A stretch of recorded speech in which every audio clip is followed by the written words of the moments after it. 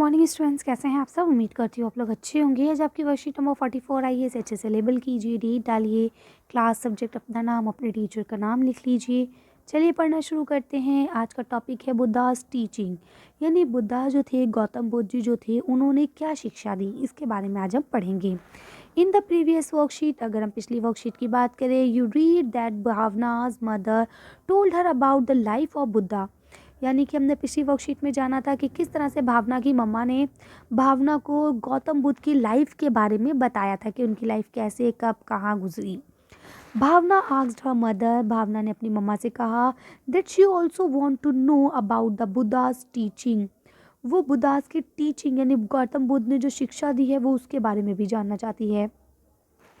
Her mother told that the Buddhas thought that life is full of suffering and unhappiness, यानी कि उसकी मम्मा ने बताया कि बेटा, बुद्धा कहते हैं कि जो ज़िंदगी है वो सफरिंग, परेशानियाँ और मुसीबतों से, दुखों से, है ना, भरी पड़ी है। बोलते हैं this is caused because we have craving and desires which often can not be fulfilled, कहते हैं और ये ऐसा इसलिए होता है, इसका कारण जो है वो हमारे डिज़ायर्स, हमारी इच्छाएं हैं, है ना। क्यों? क्योंकि वो कभी कदार ऐसा होता है जो हमेशा फुलफ़िल नहीं होती हैं। हम चाहते हैं कुछ, होता है कुछ, हमेशा जो हम चाहते हैं एज इट इज़ नहीं होता।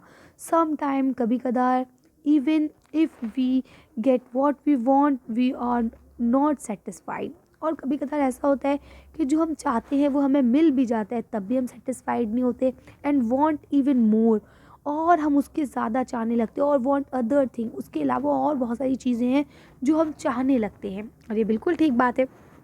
अभी आप सोच रहे होंगे कि भाई 6 क्लास अच्छे से पास हो जाए, जैसे आप 6 पास हो जाएंगे फिर आपको लगेगा अरे भाई 7 भी अच्छे से पास हो जाए, है ना। तो क्या होता है कि आपका सेटिस्फैक्शन नहीं होगा, आप पढ़ते रहेंगे, आपका 12th हो जाए, ग्रेजुएशन हो जाए, ग्रेजुएशन हो जाए, मास्टर्स हो जाए, मास्टर्स हो जाए, डॉक्टरेट हो जाए, है ना। तो क्या मतलब है कि ख्वाहिशात जो है इंसान की वो बढ़ती रहती हैं। तो बोलते हैं the Buddha describe this as thirsty और तन्हा, ठीक है। ये हमें क्या करता है, ये हमें अकेला छोड़ देता है और ये तन्हा हो जाता है। ही थॉट, उन्होंने कहा, that was constant craving could be remove by following meditation in everything's, है ना। अब क्या होता है, अगर हम अपनी ये ख्वाहिशात को दबा दें तो ये सारी चीज़ें होना बंद हो जाएंगी। ही ऑल्सो थॉट, उन्होंने ये भी कहा, पीपल टू बी काइंड, इंसान को दयालु होना चाहिए, and to respect the lifes of other, है ना, और दूसरों की ज़िंदगी की भी कदर करना चाहिए, इंक्लूडिंग एनिमल्स, इनफैक्ट जानवर जो है ना उनके जीवन की भी आपको कदर करना चाहिए। अभी लास्ट वीक की मैं बात बताऊँ आपको, एक स्ट्रीट डॉग बेचारा स्ट्रीट में सो रहा था सड़क पे, है ना। एक बच्चा आता है, उसको किक करके चला जाता है। बताओ भला, वो अपनी जगह पे सो रहा है, उसने आपका क्या बिगाड़ा। आप आए, आपने उसे किक करा और आप निकल गए, मैंने तो उसकी डांट लगाई। लेकिन अब आप खुद सोचिए बेटा, अगर आप सो रहे हैं, आपको कोई आके किक करे और चला जाए, आपको कितना गुस्सा आएगा, है ना। फिर अगर डॉग काट लेता है तो आप लोग क्या कहते हैं, डॉग ने हमें काट लिया, इसे मारो, है ना। तो वही चीज़ उन्होंने कहा कि हमें हर किसी की इज्जत करनी चाहिए, चाहे वो इंसान हो, चाहे वो जानवर हो, हर किसी के साथ दया का और अच्छा व्यवहार करना चाहिए। ही बिलीव्ड, उनको यकीन था, that the result of our action, यानी कि जो हम एक्शंस करते हैं उसे हम क्या कहते हैं, कर्मा, है ना। कहते हैं ना, जो भी हम कर्म कर रहे हैं, वेदर गुड और बैड, चाहे वो अच्छे हों चाहे वो बुरे हों, affect us both in this life and the next, और वो हमारे अच्छे हो या बुरे, दोनों हमारी ज़िंदगियों को क्या करते हैं, इफ़ेक्ट करते हैं, चाहे वो अभी की ज़िंदगी हो, चाहे वो इस ज़िंदगी के बाद की ज़िंदगी हो। ये कहा जाता है कि एक दुनिया तो ये है जहाँ हम जी रहे हैं, इसके बाद एक दुनिया और है जहाँ हम मरने के बाद जाएंगे।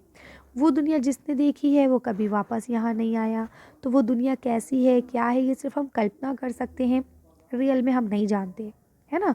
तो वही बात कहते हैं कि हमारे जो अच्छे या बुरे जो भी कर्म होते हैं वो इस दुनिया में और अगली दुनिया में दोनों जगह हमारे साथ रहते हैं। द बुद्धा थॉट, बुद्धा ने कहा, इन द अच्छा, बुद्धा के जो थॉट्स थे, in the language of the ordinary people, उन्होंने ऑर्डिनरी पीपल की ज़बान में बात की, जिसे हम कहते हैं प्राकृत ज़बान, है ना। So that everybody could understand this message, ताकि हर इंसान उनके मैसेज को समझ सके।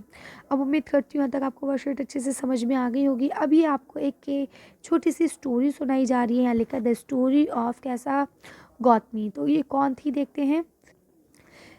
हर is a famous story about the Buddha. ये एक बहुत फेमस स्टोरी है बुद्धा के बारे में। Once there was a woman named Kisa Gautami. एक औरत थी जिसका नाम था Kisa Gautami. Who son had die, जिसका बेटा मर गया था। She was so sad that she ran through the street of the city carrying the child with her, asking for help to bring him back to alive।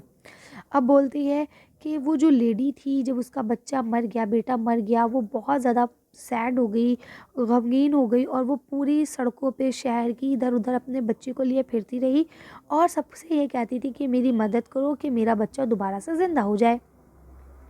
A kind man took her to the Buddha. एक दयालु आदमी था, उसने उस औरत की हालत देखी और उसने क्या करा, बुद्धा के पास उस औरत को ले आया।